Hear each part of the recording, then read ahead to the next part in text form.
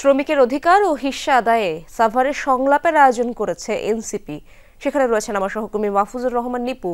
সরাসরি যাচ্ছি সেখানে। নিপু, সংলাপ কি শুরু হয়েছে কিনা এবং কেন্দ্রীয় নেতারা পৌঁছেছেন কিনা জানাবেন।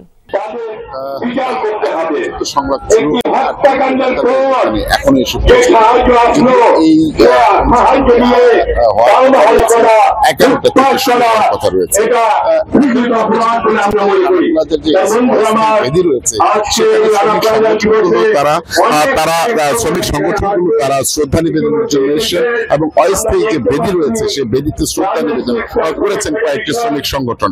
এছাড়াও আমরা দেখছি বিভিন্ন শ্রমিক সংগঠনগুলো তারা এখানে এসে শ্রমিকদের যে দাবি দাওয়া নিয়ে তারা মানববন্ধন করছেন, সমাবেশ করছেন, ছোট ছোট করে পথসভা করছেন এবং তারা তাদের যে দাবিগুলো সেটা কিন্তু বারবার করে দিচ্ছেন। তারা বলছেন রানা প্লাজা ট্র্যাজেডির দোষীদের দৃষ্টান্তমূলক শাস্তি, সেই সঙ্গে নিহত শ্রমিক পরিবারকে তারা পূর্ণবর্ষ তাদের ক্ষতিপূরণ এবং শ্রমিকদের যে আহত শ্রমিক রয়েছেন তাদের চিকিৎসা ও পুনর্বাসন করার যে দাবি রয়েছে তারা কিন্তু সেটি বারবার চালিয়ে যাচ্ছেন। আমরা দেখেছি যে ঢাকা থেকে কেন্দ্রীয় শ্রমিক সংগঠনের নেতাকর্মীরা তারা এখানে এসেছেন, তারা এসে তাদের যে কার্যক্রম সেটি কিন্তু চালাচ্ছেন।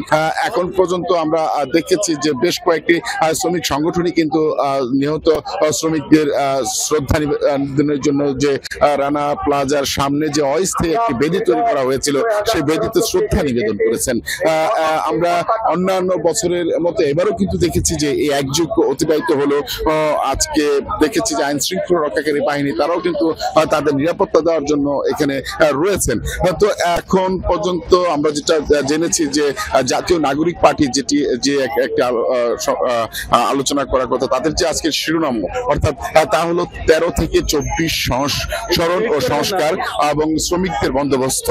এই শিরোনামই কিন্তু আজকে তাদের আলোচনা সভা হবে। এখানে জাতীয় নাগরিক পার্টির যে কেন্দ্রীয় নেতৃবৃন্দ তারা কিন্তু এখানে আসার কথা রয়েছে। 11টা থেকে এই আয়োজনটি শুরু হওয়ার কথা রয়েছে। আপনারা দেখতে পাচ্ছেন যে বিভিন্ন ব্যানার নিয়ে, যে বিভিন্ন ফেস্টুন নিয়ে তারা শ্রমিকরা, আহত নিহত পরিবারের স্বজনরা তারা কিন্তু এসে দাঁড়িয়েছেন। তারা তাদের যে ভাষ্য সেটি হচ্ছে যে এই ভবনের যিনি মালিক ছিলেন সোহেল রানা তার বিচারের দাবি জানাচ্ছেন। আর যারা আহত হয়েছেন, যারা নিহত হয়েছেন সেসব পরিবারগুলো কিন্তু আহত শ্রমিকদের পুনর্বাসন এবং তাদের যে চিকিৎসা, সুচিকিৎসা সেটি কিন্তু বারবার দাবি করে আসেন। গত 12 বছর যাবত কিন্তু তাদের যে দাবির একই কিন্তু দাবি কিন্তু একই রকম রয়েছে। তো এখন পর্যন্ত আমরা বলতে পারি যে নিপু, ধন্যবাদ আপনাকে।